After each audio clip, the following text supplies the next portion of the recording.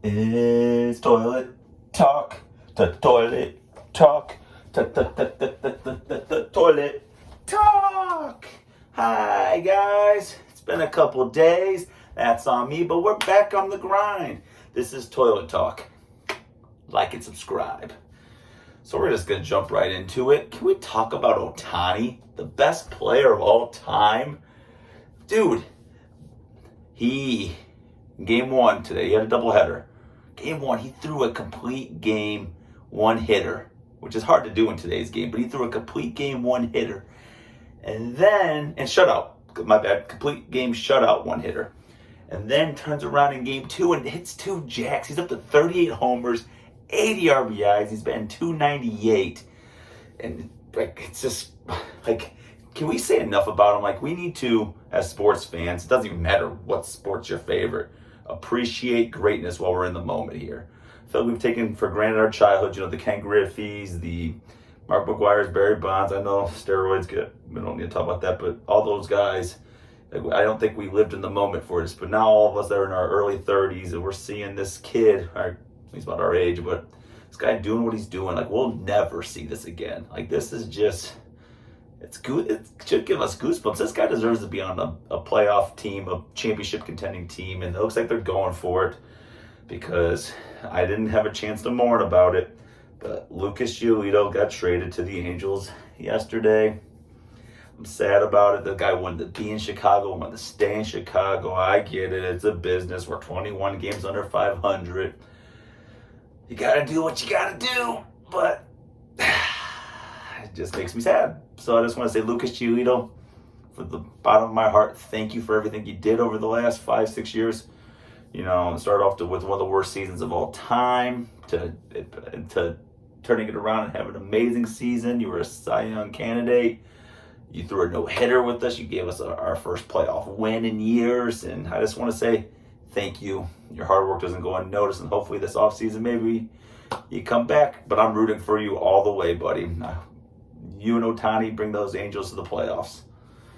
And we're going to jump right into, from there, our shit list. I'm just going to go straight to the shit list. Because speaking about the White Sox, Dylan Cease. Dude, man, what happened? You got a 4.13 ERA now. Last year was so good, untouchable. Thought the mustache was killing it, Now you're walking a bunch of people. You're just getting knocked around. Today, yet again, got beat the hell up. Gave him 4 runs and 5 2/3. Just wild as fuck again. Dylan Cease,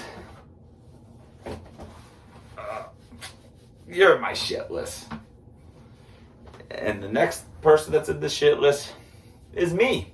I'm in the shit list. I missed 2 shows. That is unacceptable. I'm sorry to all my followers and subscribers and everyone that's waiting for me to do it. There's not probably many of you, but maybe we'll get a cult following someday.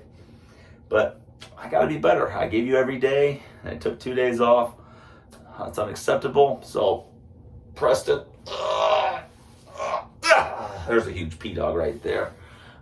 I'm in the shit list. And I'm also in the shit list because I've been underrating a team. And I don't ever admit being wrong too often. I've been wrong about the Cubbies. I gotta say it. I hate them with a passion. I do hate them. This year's a little different. I don't hate them as much because they don't really have anybody to hate. But the Cubs, they're 51-51. They are beating bad teams. They're on a 5-game winning streak.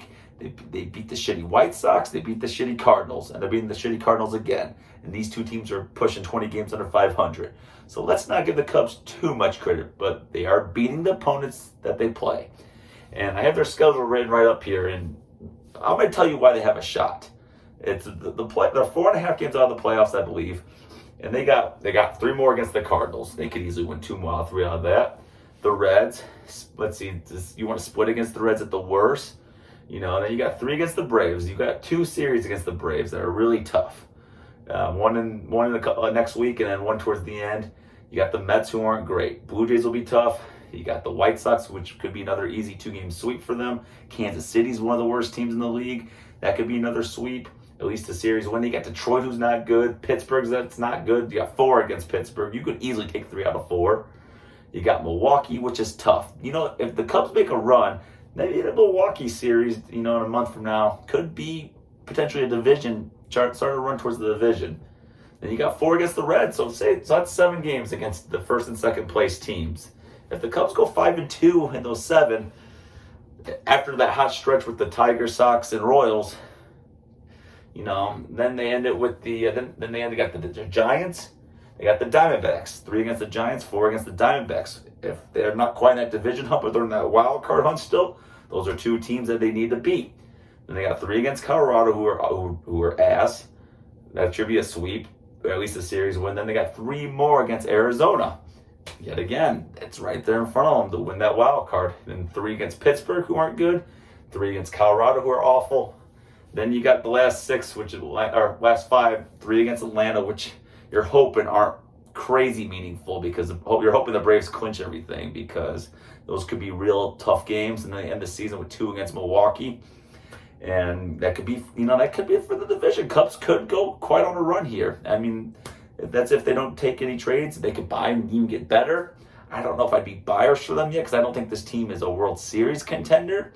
But they're definitely playoffs contenders. I've talked a lot of shit about them, but, that's another reason why I'm in the shit list here, because this team's still fighting. Who would have thought? They would just had a little better bullpen and, and just better pitching when they needed it.